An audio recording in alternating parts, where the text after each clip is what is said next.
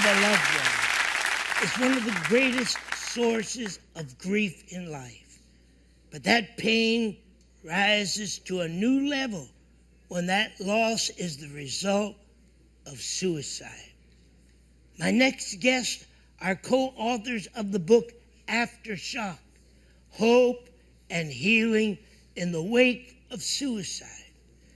David Cox is an ordained minister and a professional counselor. He's here along with author Candy Arrington to give us understanding and hope. This is a very difficult topic. I want you to take a look at this. As I recall, we were very happy. The normal all-American family, grew up in church, 2 older sisters. My father and I would go to car shows, watch football. So it was a fairy tale life up till 9 years old. And then I began to detect that something may not be quite right. It was the summer of 1967. I was 9 years old. I was mowing the lawn. And my dad always used to say this slogan of his. I would always say, "Dad, where are you going?" And he would always say, "I'm going crazy. Want to come along?" And this time he didn't say that. My dad got in his white 1966 Mustang, drove away, stopped, turned back and looked at me, and I thought this was very odd. He was acting very strangely that day. And probably within another 20 minutes, he committed suicide. I was the last person ever to see him alive. If you have lost a loved one to suicide, it's the worst club in the world. And there is no class on this. There's no course on healing from this. This year in the United States, over 31,000 people will kill themselves. For every person that commits suicide, there are 6 family members or loved ones left behind. There really had never been anything recently written on this subject. It became obvious to me that we needed something we could put in their hands. We decided to co-author Aftershock because we felt like we could bring our 2 areas of expertise together. And with a book like Aftershock, people are given the information they need to move beyond the devastation and the pain in their lives. And as Christians, we have a responsibility to help people move beyond this devastation. Probably the best part, next to seeing God use my story and other people's lives, is the healing and the reconciliation with this whole tragedy that my family went through. I can really see how God was using it for good in my life. Ladies and gentlemen, Candy Arrington and David Cox. Let's welcome them to Helpline.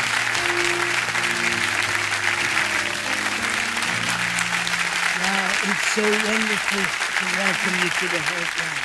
God bless you. God bless you, David. Thank you for coming. Thank you. Thank you. Please be seated. What can you say to people that are watching the Helpline right now and they're saying, wow, they're talking about suicide? I didn't realize that every 17 minutes somebody here in this country is committing suicide.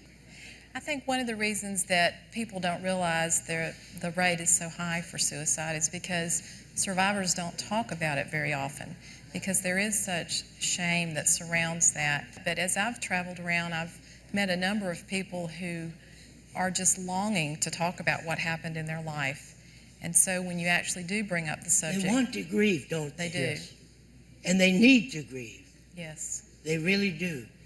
But David, in your life, you couldn't talk about your father's suicide to anybody. I did not. Dr. Cerullo, I didn't even know if some of my family member knew how my father had died. And I was a young adult. I was in my early 20s, a full maybe 12, 13 years after his suicide, before I realized the trouble that I was having emotionally.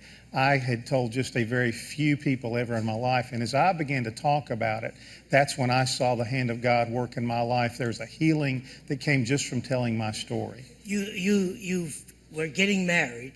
Yes. And you had to tell your wife the story? Yes, I did.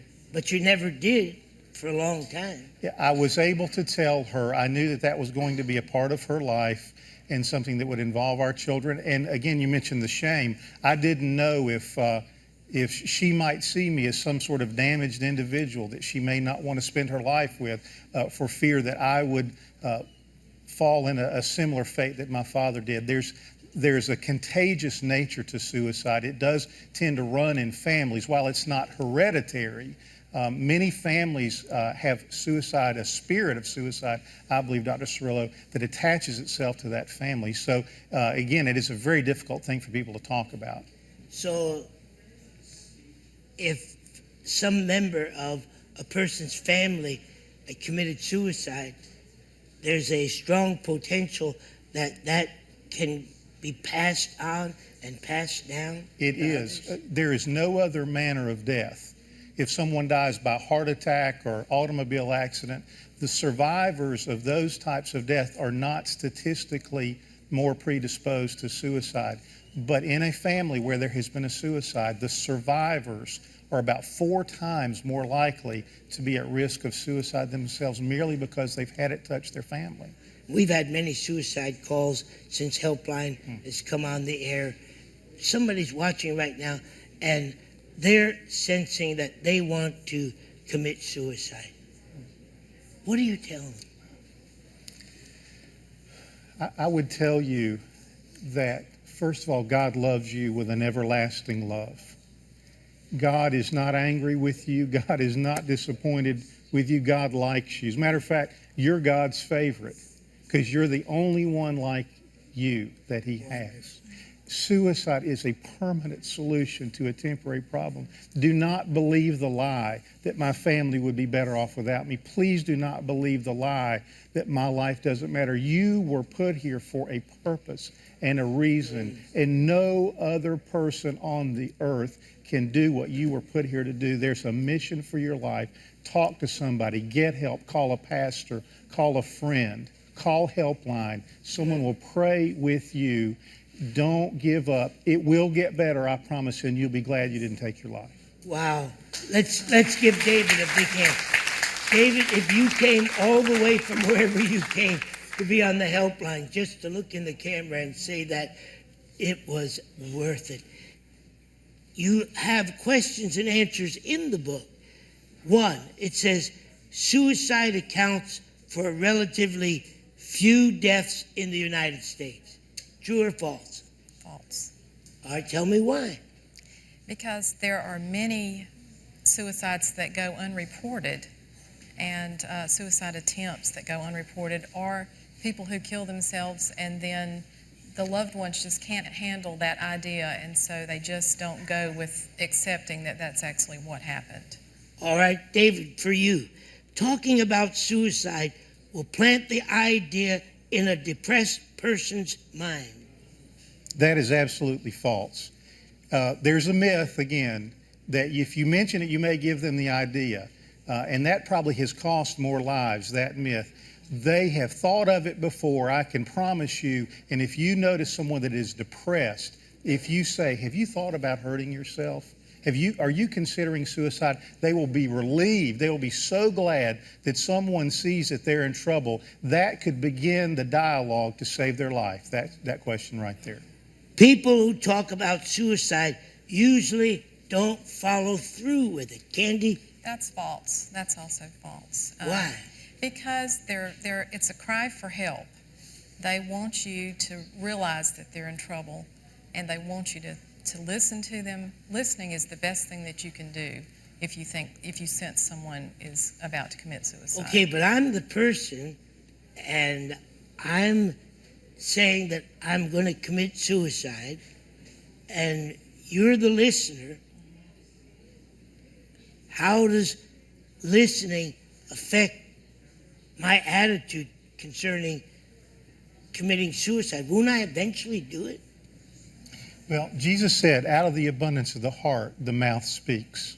So whatever comes out of the mouth is what is in someone's heart. If you can listen to that and help them identify, where's that coming from? Is that a matter of is that God speaking to you, or is that the enemy trying to steal, kill, and destroy you? When you talk about it, you can identify the source. Wonderful. And it helps people put the Get pieces down together. to the root cause. Absolutely. Right. And it usually will be that they have been disappointed, that they are angry, that they are depressed. And, you know, Jesus dialogued with people about their problems, and he knew that there was something so healing about just telling your story. The tendency towards suicide is inherited. That's absolutely false. All right. If there is no suicide note, it's not a suicide. Only about a third of suicides leave a suicide note. Only a third. About a third. So there's many that commit suicide. They don't leave a note at all. All right. When depression lifts, suicide is no longer a concern. That's false. There is a story in the book about a young woman who lost her mother to suicide. And the day before she killed herself, she said that her mom acted like she felt so much better. They were very encouraged that for the first time in a long time that she was doing better and things were looking up. And then the next day her mother took her life. And it's possible that her mother had made the decision to take her own life, and that's why she was feeling better, because she had settled the issue. I would like to encourage you all to go to our website and order the book Aftershock, or they can go to your website, which is? There's healingaftersuicide.com. It's available there. Healingaftersuicide.com, and you can order the book right from that particular website. The last one, only insane or crazy people commit suicide. Well, True or again, false? False, absolutely. There's a myth that if someone takes their life, they must be insane. But I can show you two places in the gospel where Paul considered it. It would be better to depart and be with the Lord, but there's fruitful labor here for me. Do you know that the Pharisees even thought that Jesus was considering suicide because he said, I go to a place where you cannot go? Many people consider it. It is not an act of insanity. It is not something that means that you're crazy. It means that you're hurting. God created us to be able to feel pain, and God wants to heal that pain. And I like it in your book where you go down and elaborate on all the people in the Bible Yes. that committed suicide.